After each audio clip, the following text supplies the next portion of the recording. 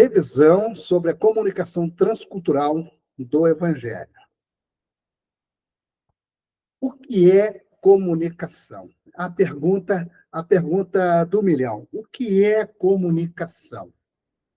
É tornar algo comum, fazer-se entender e provocar uma ou mais reações no receptor. Por isso, comunicar pressupõe a interação e o saber ouvir. É uma capacidade humana fundamental. Então, a comunicação, ela é importantíssima em todos os setores da vida. Não nos esqueçamos disso. Agora, quais os fatores que fazem parte da comunicação? Vamos ver que há fatores.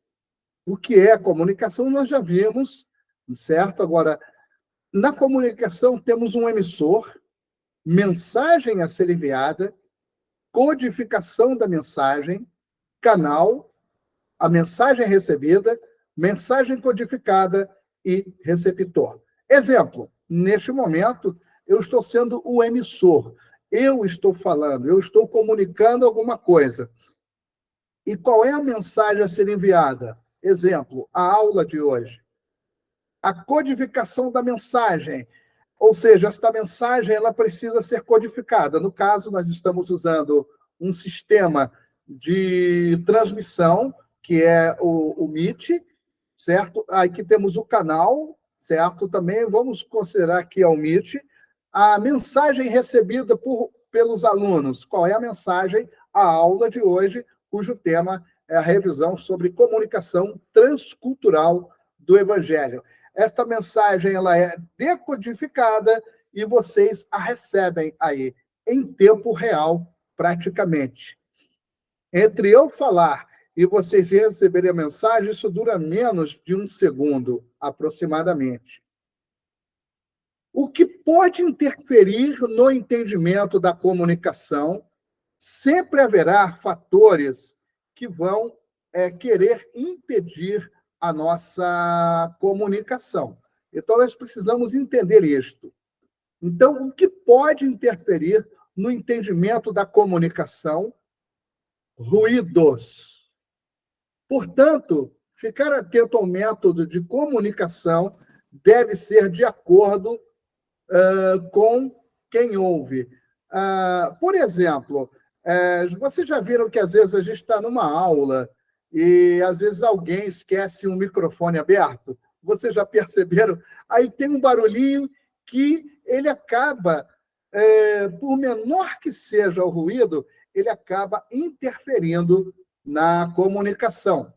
E qualquer comunicação. E às vezes nós não estamos atentos a isso. Um exemplo, eu, particularmente, quando eu ensino na igreja, quando eu prego, eu não gosto de nenhum barulho, como música de fundo, porque a mim me dá a impressão de que aquilo interfere na mensagem que está sendo transmitida. Então, qualquer ruído, por exemplo, nas comunicações antigas, nos rádios, tinha a famosa estática. Eram aqueles chiados que você, no momento que você estava ouvindo uma música ou uma notícia, aquele chiado interferia na comunicação. Então, temos que, realmente, a comunicação ela precisa ser clara. O que fazer para que a interferência na comunicação seja vencida? Pode ser um ruído, pode ser uma estática, ou quaisquer outras coisas. Alicerçar a relação de confiança recíproca para diminuir as barreiras entre o comunicador e o receptor. Reconhecer o retorno na troca de diálogo, saber ouvir o outro sem reagir com intensa defesa, receber o retorno de forma ágil e com respeito ao outro. É o caso, como aqui na aula, que na hora das perguntas, né, das dúvidas, um levanta a mão, o outro espera, certo? Mais ou menos isso. Então, todas as interferências na comunicação, elas precisam ser vencidas. Pode ser, digamos, eu estou falando pelo telefone, usando o WhatsApp, e, de repente, o sinal começa a cair. O que eu devo fazer? Devo me aproximar do aparelho, do modem, para que o sinal ele aumente. Um exemplo de tantos outros que nós podemos usar. Isso apenas é um princípio, tá, da comunicação transcultural. Haverá uma matéria específica. O que é cultura? A cultura, esta palavra vem do latim que significa cultivo do solo. É a interferência do ser humano quando transforma a natureza do modo como um grupo social existe e partilha com o povo local, que se distingue na unidade, identidade e sentimento de pertencer. No nosso caso, aqui, nós somos brasileiros. O nosso idioma materno é o português. Nós nos comunicamos e, geralmente, temos coisas em comum, como povo. Então, torna-se muito fácil a comunicação, quando é a mesma cultura. Então, nós, por exemplo, aqui somos brasileiros, alguns, como a nossa irmã é de Minas Gerais, temos pastores, alunos, como o pastor Douglas, que é do Maranhão, mas nós, como brasileiros, nós temos unidade, identidade e sentimento de pertencer, ou seja, somos cidadãos brasileiros. Agora, o que seria a apresentação do Evangelho levando em conta a cultura do outro? Aí a coisa começa a mudar. Vocês observem que estamos fazendo tudo na base de perguntas. O povo que recebe a evangelização tem curiosidade para saber, percebe o Evangelho como sendo uma mensagem relevante para as suas soluções e respostas para questões vitais daquele povo. Então, entra o cuidado do missionário para não falhar em propor o Evangelho como resposta de conflitos da vida para não gerar sincretismo. Então, aí no caso, nós estamos saindo da nossa nacionalidade, da nossa cultura, do nosso sentimento de pertencer, agora estamos indo para outro povo. Somos servos do Senhor, somos evangélicos. E aquele povo, aquele novo povo que nós estamos comunicando o Evangelho, eles estão curiosos para saber o que é que aquele missionário tem para lhes dar. Então, este missionário terá o cuidado para não falhar na hora de apresentar o Evangelho, porque observe que o Evangelho ele cobre várias necessidades do ser humano, desde a sua pecaminosidade, ou seja, ele é um pecador destituído da glória de Deus, até soluções para seus problemas pessoais, família, sua existência. O Evangelho, ele dá sentido a tudo isto. Agora, como eu vou comunicar isto a outro povo cuja perspectiva seja outra? Eu tenho que mostrar, em primeiro lugar, a verdade. Em segundo lugar, eu tenho que mostrar esta verdade contextualizada à realidade daquele povo. No sábado, nós tivemos uma excelente exposição no intensivo de missões, um pastor que eu quero ver se na sexta-feira, no encerramento do nosso curso, ele nos dá uma palavra. Ele esteve na Índia em diversas ocasiões e ele nos mostrava as realidades da Índia dentro do contexto do Evangelho. Quantas diferenças culturais, linguísticas e a questão da religiosidade, que é muito forte na Índia. Então, como comunicador do Evangelho, da graça de Deus, nós não podemos emitir a mensagem, perdão, não podemos levar a mensagem apenas por levar. Nós precisamos contextualizar isto de forma a não gerar sincretismo.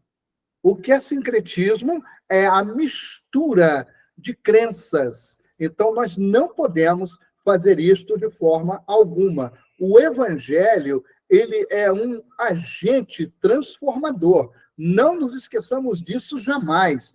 Existem culturas, como na própria Índia, em que é até triste a gente falar isto, mas numa certa cultura lá, as crianças das castas menores, a cultura da Índia tem esta característica das castas inferiores, das castas superiores, e isto faz com que as castas menores eles sejam considerados absolutamente nada. E numa certa cultura lá, as crianças, as meninas principalmente, elas são levadas à prostituição. E isto é algo comum em alguns povos, não são todos. E, então, observem que quando se leva, um exemplo, quando se leva o evangelho a este povo, o que tem que ser feito?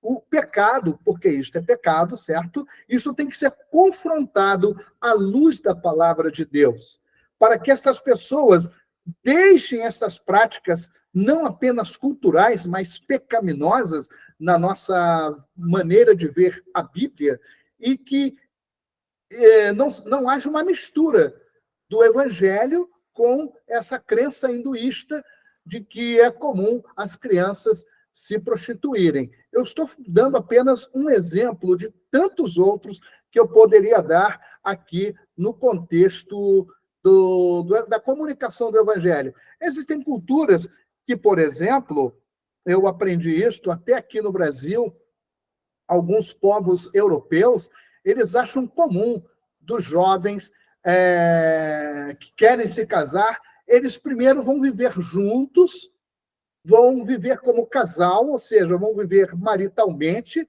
que na nossa ótica bíblica se chama fornicação, e para eles isto é normal, mas à luz do evangelho, isto não é normal. Então, o que temos que fazer?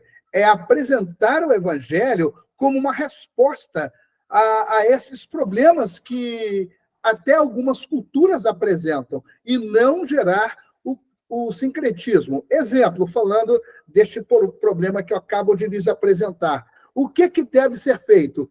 É comunicar o evangelho de forma a que estes jovens que, por cultura e formação, acham que é normal viverem juntos antes de se casarem, mostrar para eles, à luz da palavra de Deus, que eles não podem proceder desta maneira. E temos diversos exemplos. Por isso que nós estamos estudando exatamente este curso de missões transculturais. Agora, número 7, o que propriamente é uma comunicação transcultural?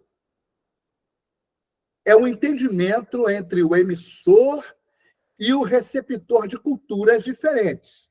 Exemplo, um brasileiro pregando o evangelho para hindus, tendo como base processos de aproximação intencionais nas relações com aprimoramentos, com respeito e confiança para o entendimento e transmissão da mensagem, junto com conceitos e ideias que a envolvem num diálogo verdadeiro. Então, se fôssemos falar aqui disto, eu mesmo tive muitas experiências nesse sentido. Eu já falei alguma coisa para vocês, mas eu posso até citar algumas. No Peru, eu precisei fazer exatamente isso aqui. Eu, como emissor, eu precisava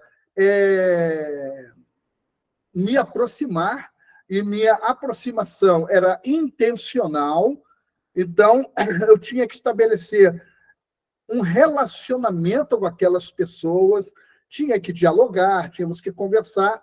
Então, por exemplo, quando eu via alguma coisa que na minha concepção cultural era errada, eu tinha que falar com respeito e confiança, para que aquela palavra, aquela mensagem fosse transmitida de uma maneira clara.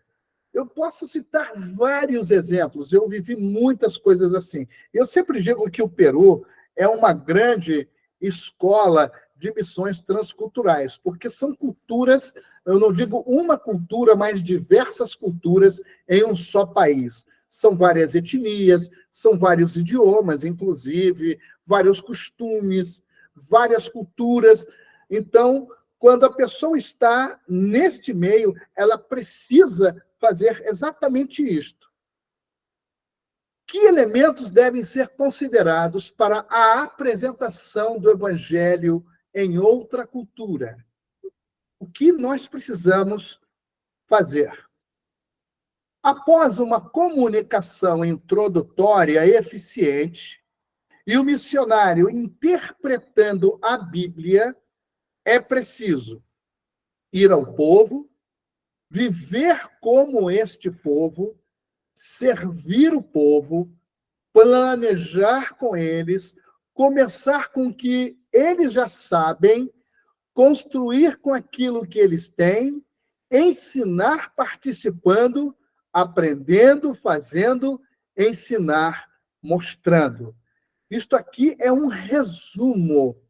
Então, o missionário, ele não vai naquela cultura para mudar a cultura. Ele vai levar o evangelho para, inclusive, dar um novo sentido àquela cultura.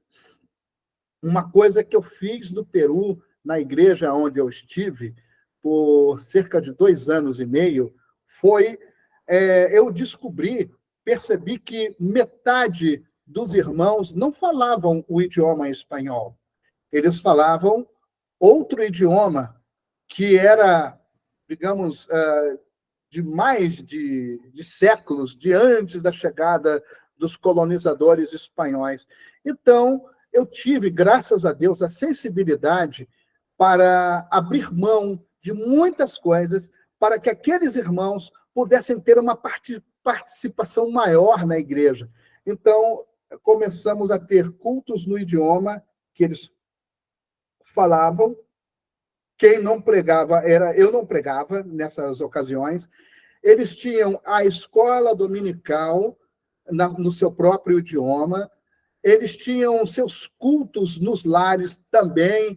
Então, com isto, sabe o que aconteceu? A igreja cresceu muito, porque outros irmãos foram chamando a novos e diziam: olha, na minha igreja tem culto no idioma aimara. Você quer conhecer? Então, as pessoas iam, eram muitas pessoas. E uma vez por mês, aos domingos à noite, o culto da igreja era completamente nesse idioma, o idioma aimara. Eu era ali um mero assistente, porque, na verdade, eu estava ensinando e participando. Na verdade, eu estava aprendendo com eles. Aprendendo, fazendo, ensinar, mostrando. É assim que é a comunicação ou a apresentação do Evangelho em outra cultura.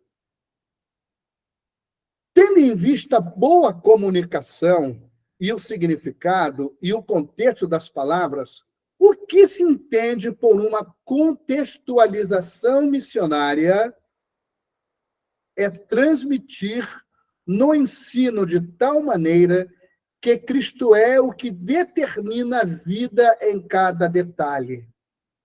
É a base de valor cultural que forma a existência humana.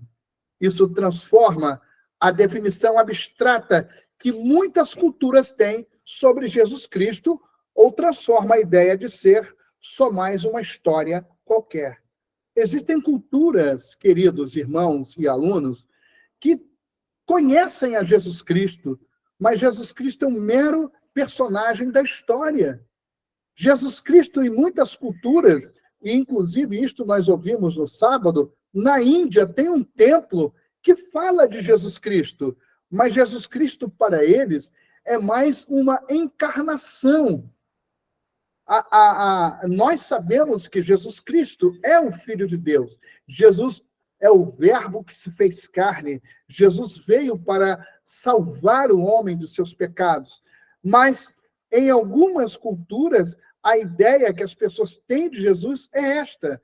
Ele é um grande filósofo, foi um grande religioso, foi uma pessoa muito boa, foi um personagem da história, mas nós precisamos, com uma boa comunicação e contextualização missionária, mostrar que Jesus Cristo veio buscar e salvar o que se havia perdido.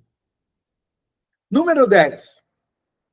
O evangelho necessita chegar a povos ainda não alcançados e também a povos, entre aspas, esquecidos. O que é possível fazer para que isso aconteça?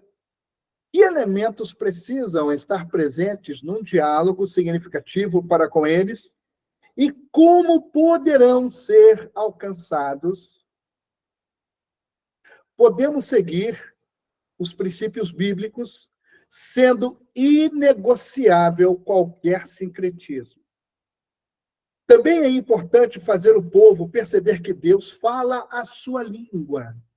Devemos ir até esses povos a partir da observação, estudo, aplicação e constante reavaliação da mensagem que está sendo comunicada entre o emissor e o receptor. Eu mesmo, quando eu cheguei no Peru, eu não cheguei logo pregando. Eu cheguei observando, vendo que brechas eu poderia entrar, em que ocasião eu deveria falar. Eu me lembro que eu tinha um vizinho que era escritor, e ele era muito católico, mas muito católico. Mas aquele homem, ele me abriu portas. E qual foi a porta? Exatamente o lado intelectual.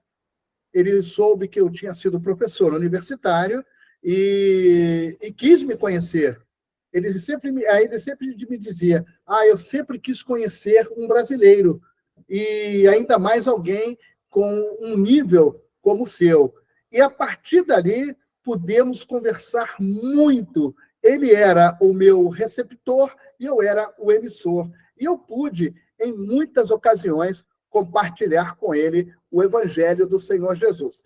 Então, isso aqui, queridos irmãos, é apenas um resumo, porque no campo missionário, vocês vão ter aqueles que forem um dia para o campo missionário e se tornarem missionários transculturais, vão precisar usar estes princípios. Quem usa estes princípios, ele vai se dar muito bem. Nós vamos começar agora a entrar num campo muito interessante, que é os 4 modelos de missão. São 4 modelos, eu pretendo ver hoje 4,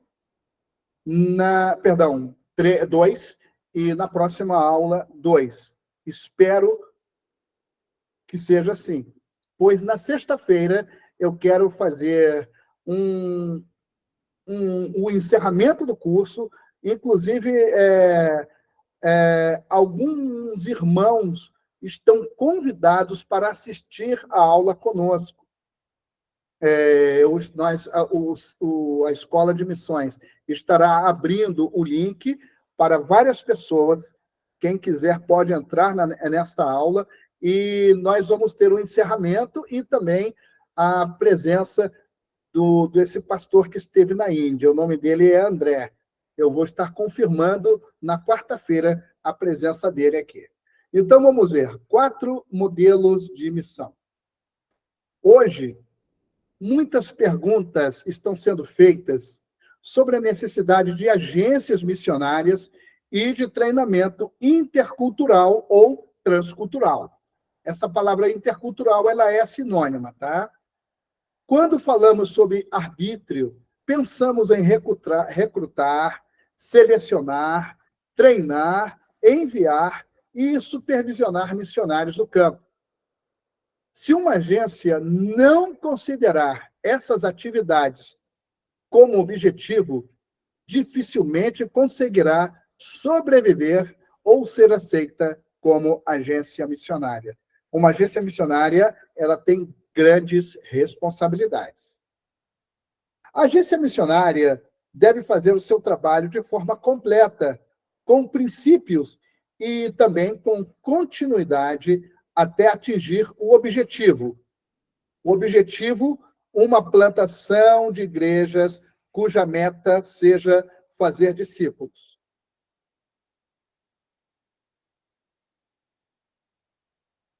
Sim, pastor Alessandro. Graças e paz, pastor Marcos, a todos que estão participando da aula. Eu não sei se está aberto para perguntas ou é no final.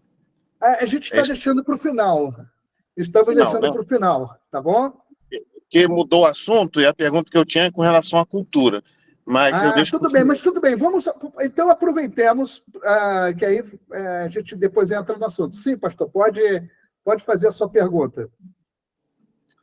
Então, pastor Marcos, o que acontece? Eu estou numa trajetória aí, é o que está no meu coração, de nos próximos anos da minha vida me dedicar ao estudo, mais para me preparar mesmo na questão apologética, da defesa da fé, com relação ao islamismo. Né? É algo que eu gosto muito e tenho estudado muito, porque é a religião que mais cresce no mundo hoje, é o Islã. Verdade. E a minha pergunta para o senhor com relação à cultura é: até que ponto é válido você se aprofundar na cultura que você pretende expor a Bíblia? A religião que domina muito lá são essas religiões afro, né, candomblé e etc. Né? Até que ponto é válido você se aprofundar para você ter conhecimento? Existe um limite para você absorver a cultura que você expor a palavra? Essa é a minha pergunta. Olha, eu recomendo a pessoa ela se aprofundar. Sim, é importante. Houve uma época, na década de 80, eu evangelizava judeus aqui no Rio de Janeiro. Então, o que eu procurei fazer? Eu procurei, em primeiro lugar, conhecer o idioma, estudei o idioma, estudei a cultura, os costumes, conversava com pessoas, lia livros, procurei me aprofundar. E, com a graça de Deus, graças ao conhecimento da cultura, eu conheci muitas pessoas que aceitaram a Jesus. Inclusive, eu tenho um casal de amigos brasileiros, judeus, que se converteram a Jesus Cristo. Hoje moro em Israel há cerca de 20 anos. E quando eu estive em Israel, eu tive a felicidade não só de revê-los, mas de vê-los servindo ao Senhor. Então, é válido, sim. Observem que nós não vamos fazer certas práticas que uma cultura faz e nós, por uma questão de consciência, nós não vamos fazer. Por exemplo, vou lhes dar outro exemplo. Quando eu estava no Peru, eu tinha amigos muçulmanos lá, e eles me convidaram uma vez para eu ir na mesquita deles. Eu fui, sem nenhum problema. E foi interessante que eu fui, eu estava ali conhecendo um pouco mais a cultura islâmica. Então, eu não vou, é óbvio, fazer os ritos deles. Não vou fazer certos ritos que certamente vão ferir não somente a minha consciência, mas a minha fé na palavra de Deus. Então, eu não vou me tornar, na acepção da palavra, um muçulmano, mas como Paulo fazia, ele disse que se fazia grego para os gregos e judeus para os judeus. Agora, com relação ao aprofundar-se, tem uma outra coisa muito interessante. A palavra de Deus disse, Paulo fala o seguinte, que nós devemos ler tudo e reter o que é bom. Quem mais levantou a mão aí? Eu vi alguém levantando a mão. Eu estou abrindo hoje uma exceção, tá? Alguém mais levantou a mão aí ou eu estou enganado? Não? Sim. Não, pastor. Eu sem querer. Então tá legal, tudo bem. Então eu vou continuar agora Qualquer dúvida, quando eu terminar este assunto, nós voltamos aí ao momento das perguntas e respostas. Vocês terão toda a liberdade para... Sim, irmã Cristina. Já que o senhor abriu a exceção, só para dar um recado para o pastor Alessandro. Eu conheço um curso, tá, que eu até fiz, de Foz do Iguaçu, que prepara as pessoas para o mundo muçulmano, e também um curso que é de um pastor que era muçulmano e que ele dá aula de árabe, que o árabe vai ser muito importante. Então, se ele quiser depois, eu passo para ele. Olha aí. É só para mim não esquecer, senão depois eu acabo esquecendo. Opa, obrigado, irmã Cristina, obrigado aí pela dica. Muito bem, então vamos lá. Eu estava falando que a agência missionária ela tem que fazer um trabalho completo ao ponto de chegar, e o seu objetivo é o quê? Com um missionário preparado que comunica o evangelho dentro do contexto cultural, etc., etc., a plantação de igrejas cuja meta é fazer discípulos. Plantar outras igrejas e estender o reino de Deus para que todas as pessoas possam ouvir o evangelho de forma simples, clara, prática, direta e pessoal, conforme os ensinamentos de Jesus Cristo nos evangelhos. Vocês observem que quando a gente lê Mateus 28, do 18 a 20, o Senhor Jesus diz o seguinte: todo o poder me é dado no céu e na terra, portanto, ide, fazei discípulos de todas as nações. A palavra nações aí, irmãos, não é países. Observem, não é países, são etnias. De todas as etnias, todos os povos, língua, tribo, povo e nação. Então, fazer discípulos nesses lugares, como disse Jesus, ensinando-os a guardar todas as coisas que Jesus ensinou, e a bênção é que ele diz: eu estou convosco todos os dias. Em Marcos 16, Jesus fala, a grande comissão da perspectiva de Marcos é global. Ide por todo o mundo, pregai o evangelho a toda criatura.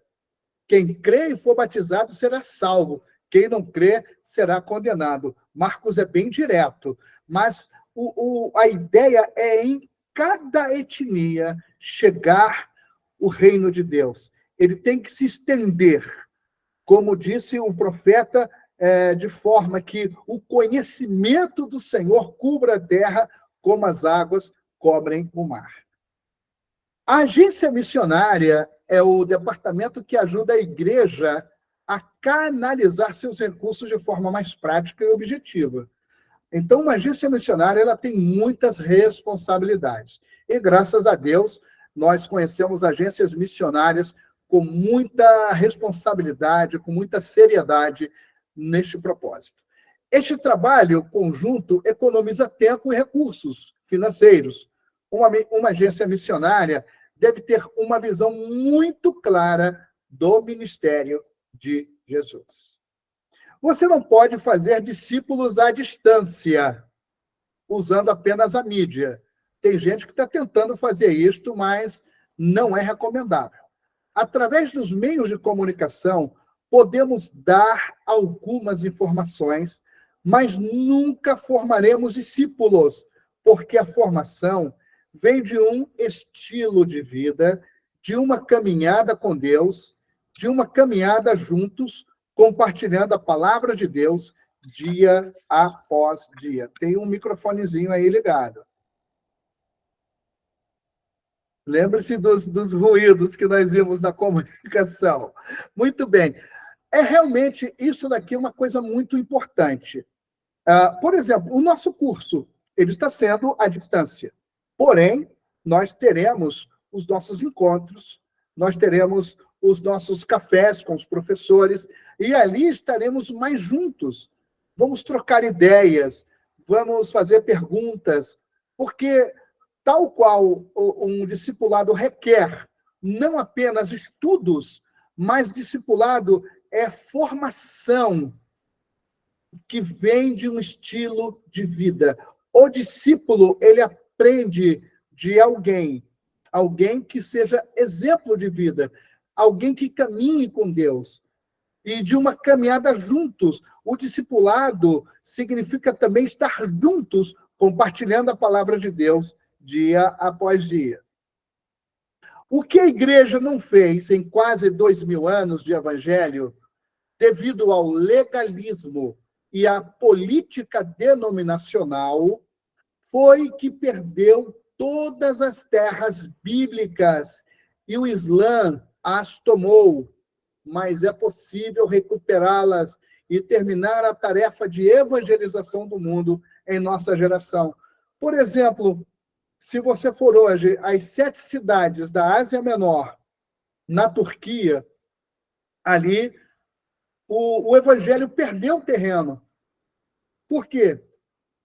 Ao longo da história da igreja, começou muito legalismo, muita coisa, política denominacional, e isto, ao invés de fazer com que a igreja avançasse, fez com que a igreja retrocedesse. Hoje, a Turquia é um país muçulmano, e todos aqueles lugares onde estavam as famosas igrejas Éfeso, Esmirna, as 7 igrejas da Ásia, hoje é apenas sítios arqueológicos.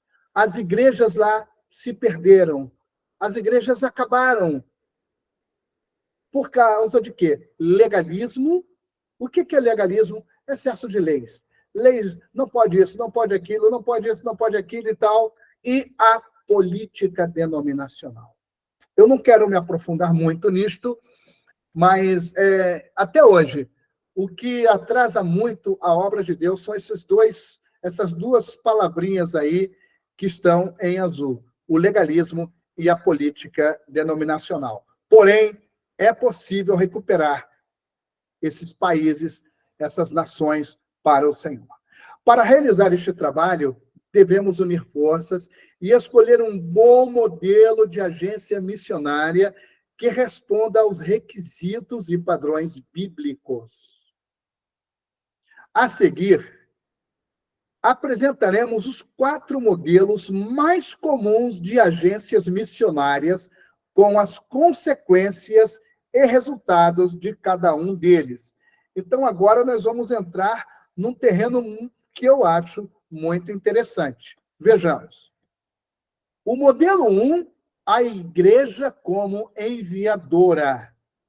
É a igreja que estará enviando o seu missionário para outra cultura, para outra etnia.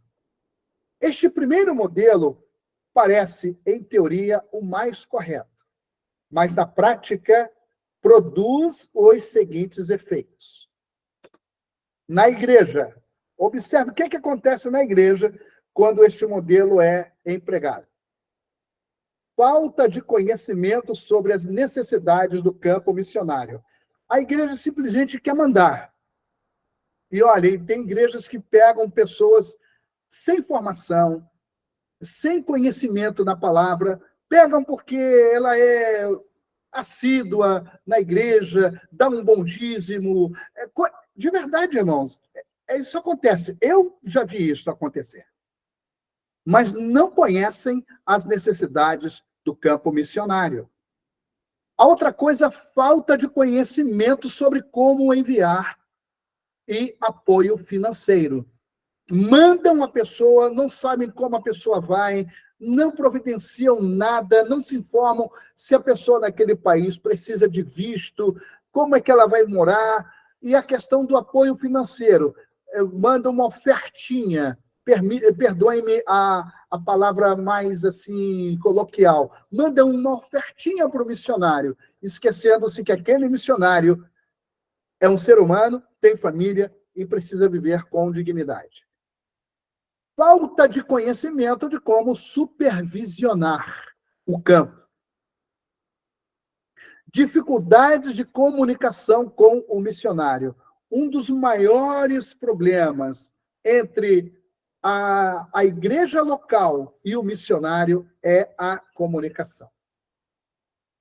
Olha, eu não é em relação à minha igreja aqui, mas A outra igreja que me enviou, olha, a comunicação era péssima, de verdade. Dificuldades de comunicação com o missionário. A comunicação é muito importante. Desconhecimento dos gastos necessários na área.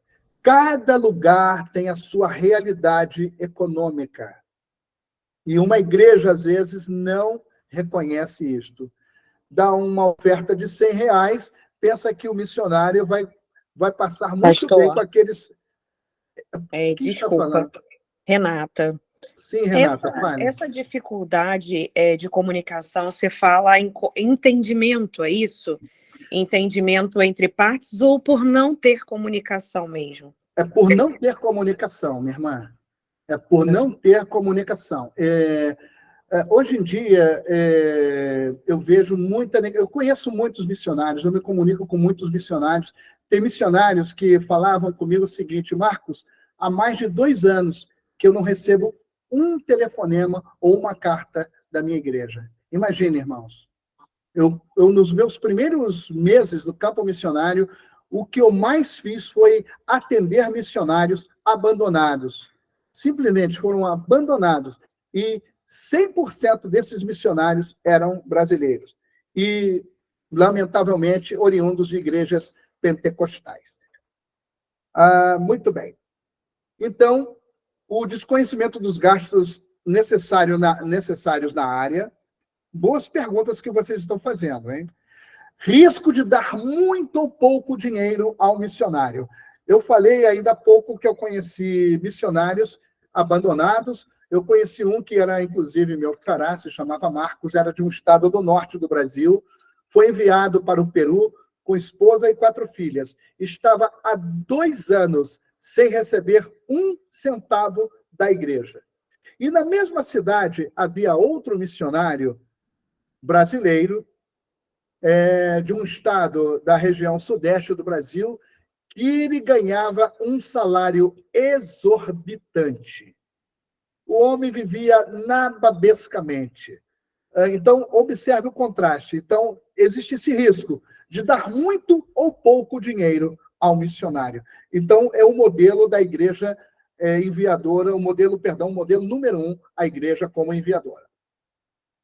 Observe bem, falta de controle sobre o trabalho missionário no campo. Tem igrejas que desconhecem. E por que eu falo isso? Porque a igreja, ela às vezes se preocupa muito com o seu trabalho local. Tem igrejas que, por falta de comunicação, por falta de conhecimento também, eles não têm aquela ideia de que o missionário precisa ser atendido, ele precisa ser visitado, ele precisa ser supervisionado. Então, outra coisa aí, a falta de controle sobre o trabalho missionário no campo. Despesas com retorno antecipado. Se é o caso daquele missionário que não aguenta mais as pressões e precisam voltar, aí a igreja vai ter um gasto imenso com o retorno antecipado.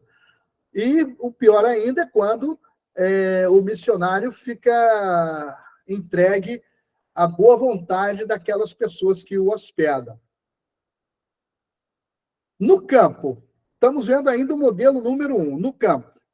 Missionário sem formação transcultural. Nós já vimos a importância da formação transcultural para um missionário. Missionário fora de contexto. É o caso de missionários, inclusive com uma chamada específica, mas eles estão no lugar errado. Eu conheci há muitos missionários assim. Eram enviados por causa até da visão de megalomania de algumas igrejas, para dizerem que temos igreja aqui, ali e acolá. Aí pegava aquele missionário e mandava. Ele tinha outro chamado, ele tinha outra preparação. Então, isso acontece. Missionário fora de contexto. Missionário sem apoio no campo de trabalho. Porque quando alguém chega é que o Brasil não tem o costume, o Brasil, inclusive, não precisa receber missionários transculturais. Nós não temos essa necessidade. Imagina, chegar um missionário transcultural no Rio de Janeiro.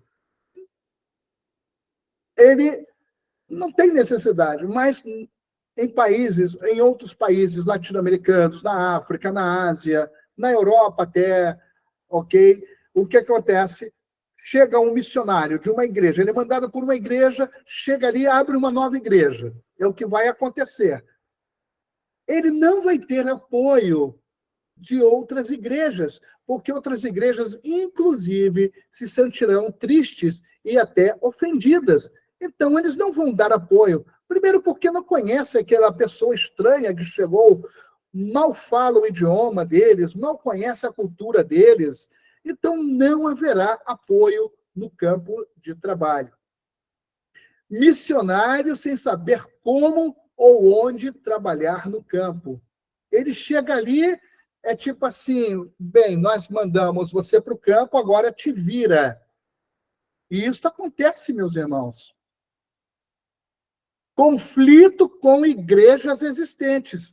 É bem parecido com o assunto citado antes, falta de apoio no campo de trabalho. Haverá conflitos com igrejas existentes. Eu conheci um missionário que viveu este problema, um missionário brasileiro.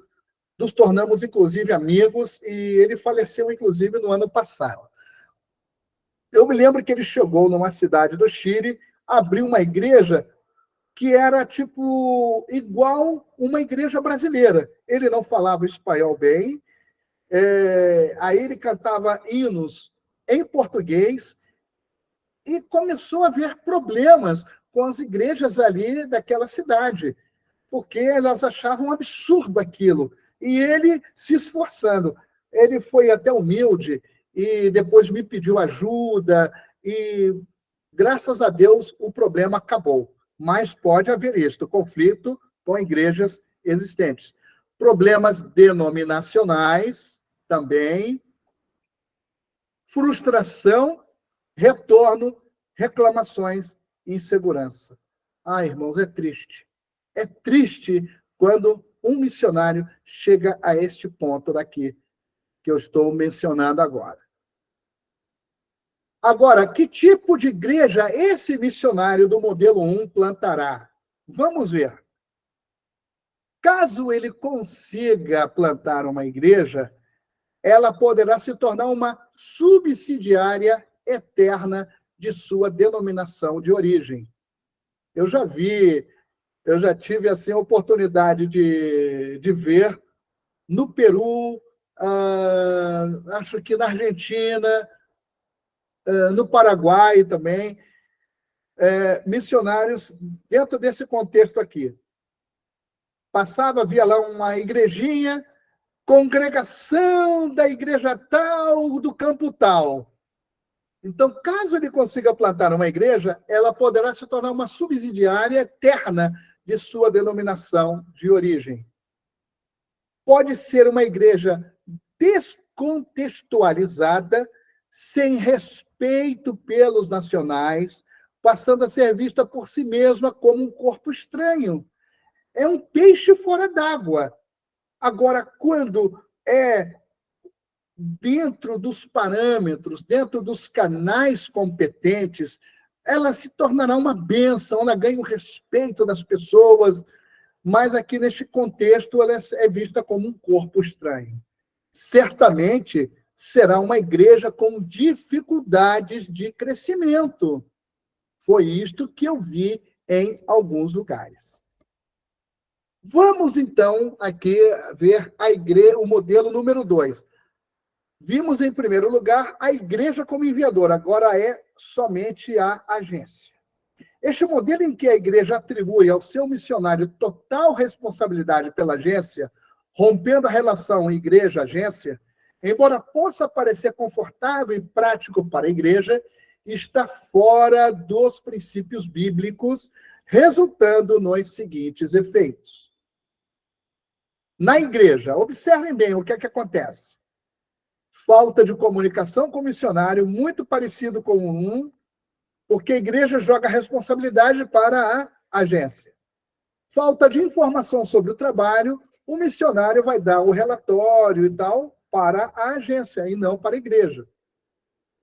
Falta de conscientização por falta de informação, a igreja não saberá nada sobre o missionário exatamente por isso. Notícias falsas.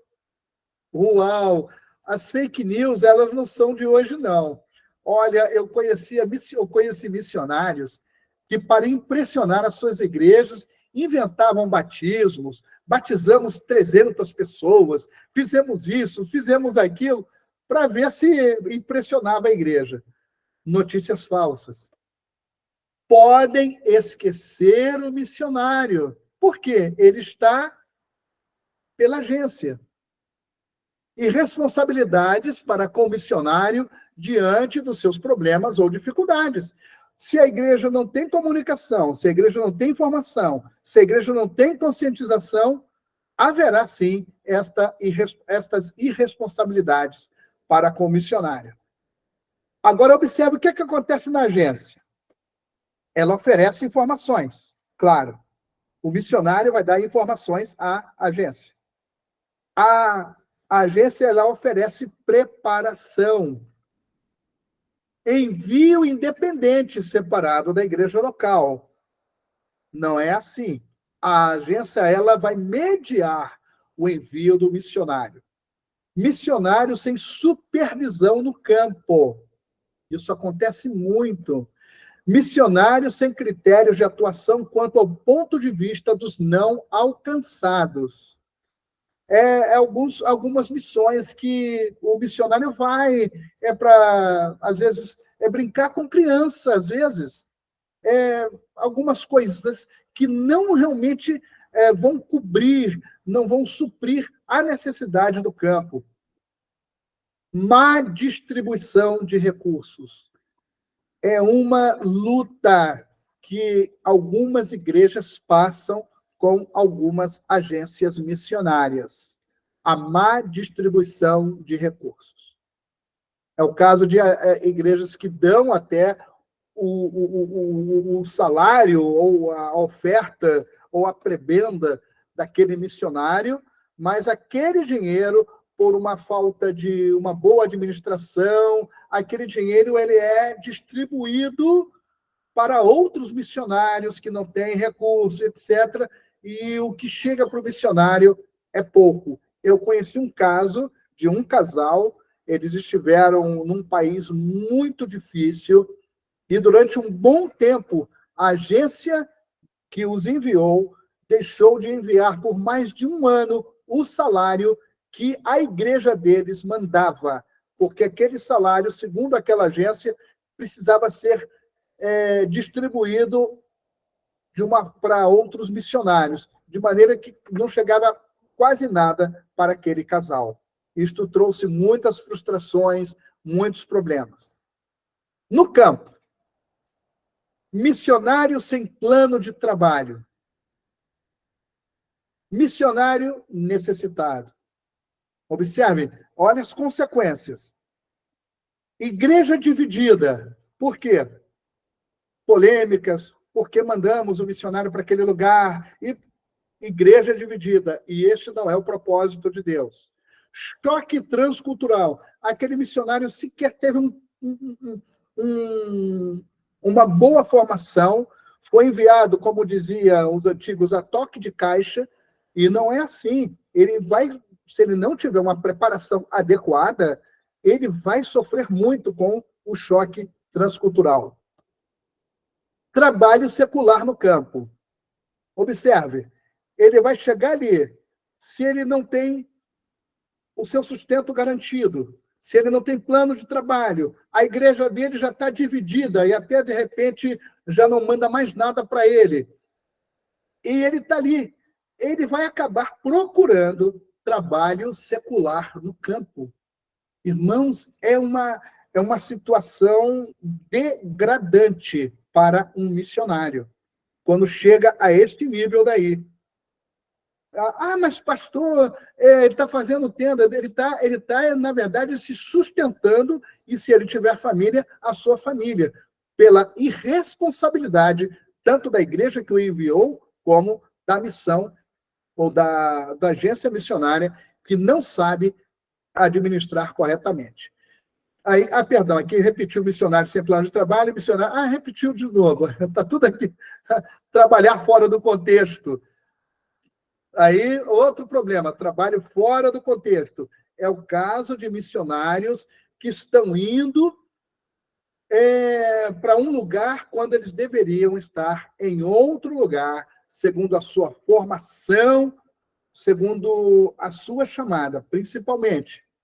Evidente falta de apoio da igreja.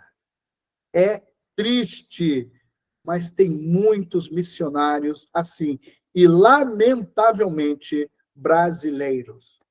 Insegurança. É triste, irmãos. É triste, mas eu tenho que falar também a verdade para vocês. Resultados. Missionário com mau testemunho. Porque os nacionais vão vê-lo, coitado, está passando fome, passando necessidade, a ponto até dos nacionais terem que ajudá-lo. Quando ele foi enviado, eles perguntam logo, a sua igreja, a sua religião não faz nada por você, não? Olha o testemunho comprometido. O missionário turista itinerante. Tem algumas missões, eu não vou citá-las aqui por uma questão de princípio, que fazem do missionário isto. Missionário turista itinerante. Mendiga por ofertas nas igrejas. É uma verdade, irmãos.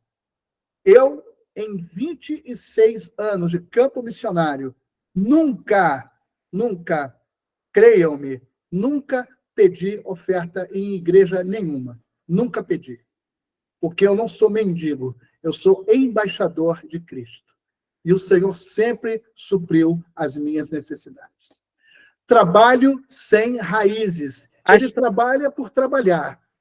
Isso se deve à falta de preparo destes missionários também? Também. É uma coisa recíproca, irmã Renata. É uma coisa recíproca. É uma igreja sem visão, uma agência sem organização e um missionário sem preparo. Aí traz essas consequências. Vamos lá. Trabalho sem raízes, aquele missionário fica ali, mas ele não está por estar. Missionário dependente dos nacionais. Se ele está ali, sem um sustento devido, precisou procurar um trabalho secular, e ele nunca vai trabalhar desta forma. Ele vai, por exemplo, se ele era um médico no Brasil, lá em outro lugar, ele vai ser jardineiro, vai ser pintor, vai ser peão de obra. Aí é um salário que não alcança, não dá, né? Então ele vai se tornar independente, às vezes, de irmãos daquele lugar. Irmãos, isso não é bonito. Falta de conversões. Por quê? Ele vai ter que ter tempo para sobreviver e não para pregar o evangelho. Outros missionários são prejudicados. É um efeito bola de neve, é um efeito dominó. Outros missionários serão prejudicados, igrejas envolvidas em missões prejudicadas pelo retorno do missionário. Vocês estão vendo as consequências de uma má administração em uma agência missionária? Igrejas que não querem mais investir em missões. Eu já tive a missão de, inclusive, com o pastor Daniel, de ir em alguns lugares para conversar com pastores que estavam horrivelmente decepcionados com missões e diziam mesmo, eu não dou mais um centavo para missões. Fomos, conversamos, o pastor Daniel, com aquela diplomacia que ele tem, conversou, e até que, graças a Deus, essas igrejas voltaram a investir em missões. Que tipo de igreja esse missionário plantará? Dificilmente uma igreja será plantada. Podem formar-se pequenos grupos que não são bem vistos pelos nacionais. Caso surja uma igreja, isso poderia ser um problema no campo. Sem compromisso e sem apoio próprio, terá dificuldade de se multiplicar. É uma verdade, irmãos. Muito bem. Agora eu vou deixar o modelo 3 e 4 para amanhã. Eu deixo de compartilhar. Agora sim, os senhores podem perguntar. Mas antes disso, observem que nestes dois modelos, eles parecem ser bons, mas não são os modelos ideais. O modelo 3, que nós veremos na quarta-feira, também não é o ideal. O número 4, sim, é o modelo ideal. Muito bem, vamos às perguntas. Eu vou fazer a pergunta que o pastor Daniel sempre faz. Vocês entenderam? Isso é importante. Vocês entenderam? Se não entenderam, eu vou dar aula de novo. Eu acabei chegando um pouquinho mais tarde, porque eu estou fazendo 2 cursos, né? Esse, Uau. fazendo um outro, mas eu finalizo esse dia 8. Então, eu estou meio que lá e cá. É assim mesmo, é assim mesmo. Mas eu sei que Deus honra, sabe? O Senhor honra isto. Ele Ai, honra de verdade. Eu tenho certeza absoluta que o Senhor honra. é meio que triste, sabe, pastor, ouvir esses relatos, porque, assim, a gente já sabe que a igreja tem uma dificuldade, né, nessa questão missionária, né, esse chamado para fora. A gente vê essa Aham, dificuldade em outros lugares. Então, já tem uma questão de dificuldade cultural. Cultural que eu digo dentro das igrejas, né, sobre. aham. E aí você vê envios. Eu tenho um casal que, inclusive, se separou depois. Hum, Eles foram para a Amazônia e voltaram. E aí foi um caos. Olha Foi aí. de derrota atrás de derrota, sabe? Que triste, né? É triste, triste demais. E ver Sim. a- esse relato aqui de esses 2 modelos, né? Uma coisa que eu tinha muita dúvida era com relação à agência, né? Então, a agência Uhum. é bem perigoso, né? Inclusive, nós precisamos, é, eu digo nós no sentido genérico, né? Nós precisamos conhecer bem as agências. A irmã Letícia levantou a mão. Sim, irmã Letícia. Depois a irmã Cristina. Em relação a esse despreparo, acaba que as ovelhas sofrem, né? As Ah, ovelhas desse missionário, sim, sim, porque se ele está sem respaldo e sem preparo, acaba que também aquele quem ele está ensinando também está sofrendo e às vezes também fica sem a quem recorrer, é verdade. né? E pode ter também se perder, não é assim? Ou existe também, por exemplo, quando um missionário é enviado, aí supondo que ele é despreparado, e aí as ovelhas, né, que ele tá ali, né, que ele conseguiu de alguma forma, né, mesmo tentando ali, com o despreparo, a ovelha teria quem além dele? Como seria isso em relação É, à ovelha? isso é muito. Eu vou passar daqui a pouco a palavra à irmã Cristina, mas eu conheci muitos casos de missionários que estão dentro disso que a irmã Letícia falou. Eu lembro de um que ele não tinha o preparo adequado, ele foi para um país cujo idioma ele desconhecia e ele abriu uma igreja. Abriu uma igreja. Ou seja, aquela coisa típica, alugou um imóvel, colocou uma caixa de som, uns instrumentos musicais, umas cadeiras brancas, e começou a cantar, a pregar, a fazer culto de poder, aquela coisa toda. Ele esteve durante 3 anos neste lugar. Mas como ele não tinha um preparo adequado, ele quando saiu daquele lugar, ele foi para outro, ele era um homem assim, ele ia para vários lugares. Ele estava no norte do Chile, foi para o sul do Chile, do sul do Chile ele foi para os Estados Unidos, depois dos Estados Unidos foi para o Peru, Mas a igreja a original, a igreja praticamente acabou. A obra acabou. Não havia raízes. Então, é muito importante, quando vai se plantar uma igreja, que o missionário ele deixe raízes. E eu posso falar por mim. A igreja onde eu servi durante 2 anos e meio no Peru, eu me identificava com o povo, não vou dizer que foi fácil, mas eu me identificava com o povo. Eu respeitava a cultura do povo. Quando eu saí, eu lembro que a igreja fez um baixo-assinado para eu não sair. Eles me queriam ali como um pastor perpétuo deles, mas eu não podia fazer isso. Mas eu fico muito feliz que 23 anos depois, a igreja continua melhor do que no meu tempo.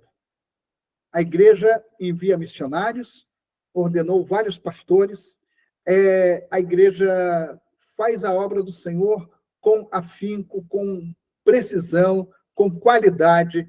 Eu louvo a Deus por isso. E muitos dos irmãos da minha época estão ainda ali, alguns bem velhinhos, inclusive tem uma irmã que está bem enferma, eu soube, era uma mulher de oração, mas continua ali na igreja, ainda servindo ao Senhor. As crianças, na época, hoje são os líderes da igreja. Então, eu fico feliz, eu me dou por satisfeito de saber que foi o Senhor quem manteve a obra, porque a obra ela não é de homem nenhum, a obra é do Senhor. Sim, irmã Cristina.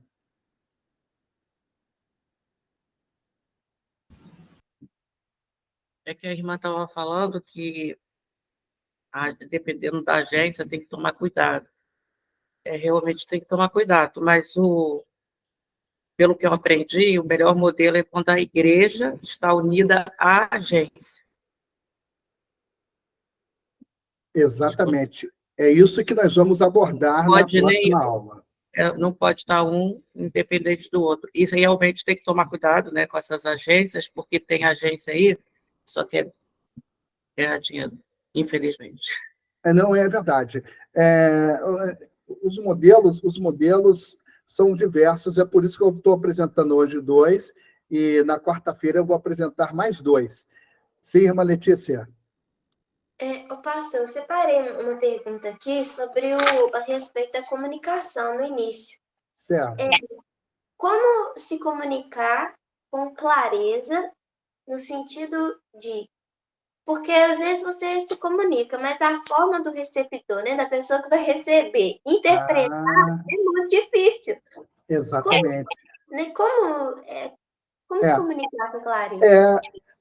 Bem, a própria aula de comunicação transcultural vai lhes dar uma gama de métodos, inclusive, para a comunicação. Mas eu posso citar algumas aqui. Por exemplo, algumas culturas, eu já citei isso aqui, eu acredito que na primeira aula, algumas culturas não existe a aproximação como nós temos aqui no Brasil, que você aperta a mão, você abraça a pessoa, etc. Nós, por cultura, achamos que estamos comunicando algo, né? Poxa, estamos sendo cordiais, estamos sendo gentis, abraçando a pessoa, apertando a mão, bem-vindo e tal. Em outras culturas, isso já é visto de uma forma estranha. Espera aí, esse cara está sorrindo demais, e tal, aquela coisa toda. Aí, o que eu devo fazer? Eu tenho que comunicar-me, eu tenho que comunicar as coisas de outra forma. Por exemplo, uma boa porcentagem da nossa comunicação, ela não é oral, é a nossa expressão corporal. Por exemplo, imagine se eu estou falando aqui de ânimo para vocês, mas falando dessa forma, irmãos, a alegria do Senhor é nossa força. Aleluia. Já pensou? A minha cara já vai dizer tudo, não é? O meu tom de voz também, os meus gestos também. Então, nós a comunicação, uma boa parte dela ela é, ela é corporal.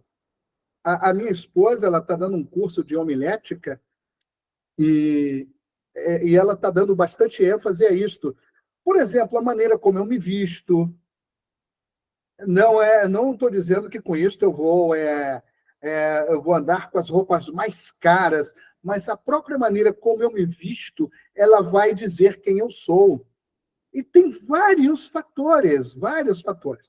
Agora, na comunicação transcultural, eu tenho que conhecer, eu tenho que entender a cosmovisão daquelas pessoas, ou seja, como eles veem as coisas, como eles pensam, o que eles acham. Por exemplo, no Chile, eu me lembro que eles me encarnavam muito, porque o Brasil, eles diziam assim, no Brasil tudo é grande. Eles diziam, no Brasil tudo é grande.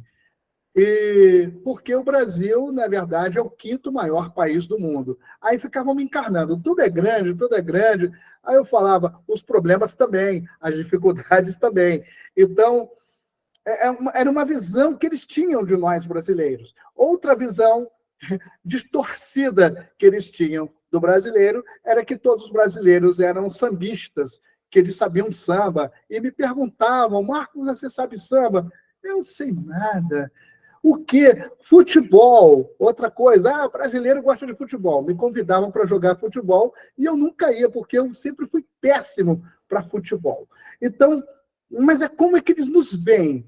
Então, isso é importante. Mas, principalmente, o comunicador transcultural, ele tem que procurar entender e ver como aquelas pessoas elas veem. Isto é muitíssimo importante. Alguma outra pergunta?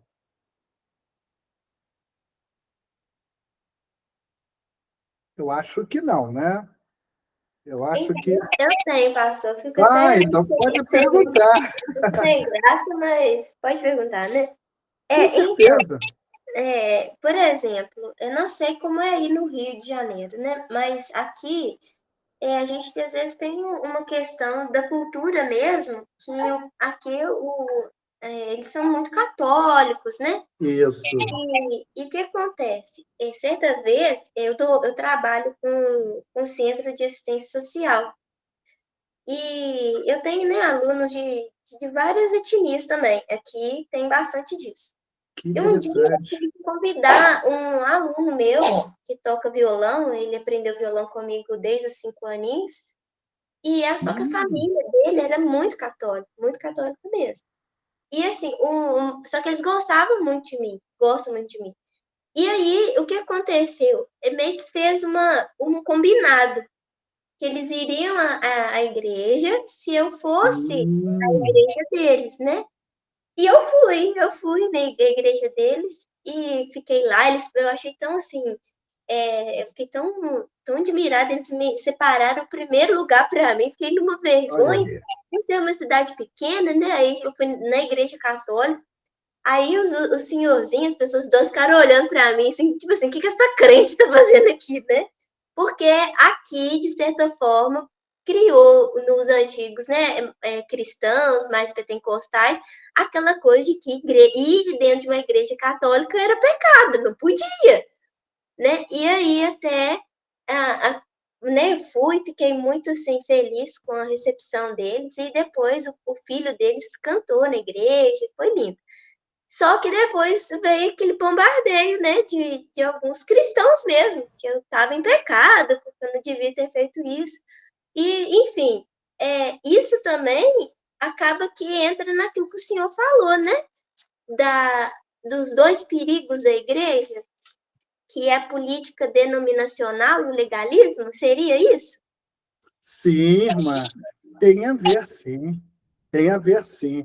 É uma coisa que eu nunca me identifiquei, de verdade. Aeroportos, uma vez me perguntaram assim, qual é a sua religião? Eu falei, eu não tenho religião. E a pessoa ficou olhando para mim, o funcionário da migração, eu não tenho religião? Não. E o que é isso que o senhor tem na mão? Eu falei, é uma Bíblia, a palavra de Deus. Mas o senhor não tem religião? Eu falei, olha, eu tenho uma relação com Deus. Aí ele ficou olhando para mim, eu prefiro me relacionar com Deus do que ser religioso. Porque a religião é a causa de mais da metade dos conflitos do mundo. A religião é a causa das maiores injustiças em todo o mundo. Então, eu prefiro me relacionar com Deus do que ter uma religião. Mas eu não fico dando carteirada de pastor. Aliás, eu nem tenho carteira de pastor. Em alguns países, isso é sentença de morte. Então, mas as políticas denominacionais e o legalismo são um problema. Quando eu disse uma vez que eu fui numa mesquita, quase que eu pensei que eu fosse ser apedrejado pelos meus irmãos em Cristo. Então, é uma coisa muito séria. E é isso que, às vezes, atrasa muito o bom andamento da obra de Deus. Nós precisamos ser bastante sensíveis. Isto que a irmã fez está corretíssimo. Abre portas. De verdade, abre portas. Ainda que as pessoas não se convertam na hora, mas o seu gesto, certamente, ele produziu alguma coisa naquelas pessoas. No mínimo, eles disseram, ela é diferente. Então, isto é que marca a diferença. É muito importante, no campo missionário, é quando a gente marca a diferença. Por exemplo, numa cultura onde todo mundo mente, engana, mas o missionário, ele é honesto, ele é correto, ele é justo, fica todo mundo admirado. Poxa, ele não faz o que nós fazemos. Tem alguma coisa nele. O que é? Uma vez me perguntaram isto, em um trabalho. Todo mundo roubava. E tinha um católico. Ele veio me perguntar, Marcos, você é diferente. Ele não sabia quem eu era. Ele perguntou se eu era judeu. Falei, não. Você é muçulmano? Não. Você é hinduísta? Não. Você é budista? Não. Aí eu falei que eu tinha uma relação com Deus. Ele falou, poxa, Marcos, porque você é completamente diferente das pessoas aqui. Aí eu falei, quando nós temos uma relação com Deus, a coisa muda. A coisa é interna, ela começa dentro da gente e ela se externa com o nosso testemunho. Então, é isto. Bem, minhas irmãs, não sei se vocês têm mais alguma pergunta. Se tiverem, pode fazer, ainda temos um tempinho aqui. Temos alguns minutos. Caso contrário, eu vou fazer que nem no leilão. Dou uma, ou duas e três. Se tiverem alguma pergunta, podem fazer agora, ou se não, eu termino por aqui a nossa aula. Eu achei maravilhosa a participação de vocês. Vocês me pegaram assim de jeito, me pegaram direitinho. Eu terminava o assunto e vocês faziam as perguntas. Eu quero agradecer a participação de vocês. E que assim seja.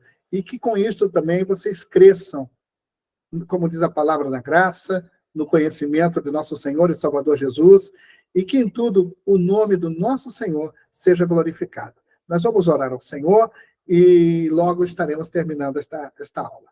Pai, muito obrigado por este momento, por esta aula, Senhor.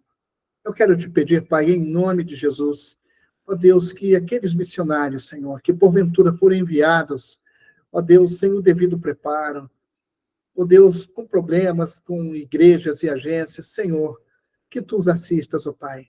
Ó Deus, tu és um Deus misericordioso, e eu sei que tu fazes de tudo velho, acabado, novo, tu transformas a maldição em bênção, Pai.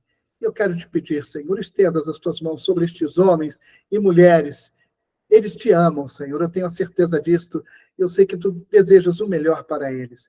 Visita-os nesta hora, visita as igrejas, Senhor, que a visão missionária ela se amplie, que eles façam como o Senhor Jesus disse, levantai os vossos olhos e vede, os campos estão brancos para a ceifa. E que assim, Senhor, muitos se levantem, muitos vão e preguem esta palavra verdadeira, genuína, este evangelho que salva o homem. Muito obrigado por tudo, obrigado por esta aula, fica conosco, nós oramos em nome de Jesus. Amém. Então, até a próxima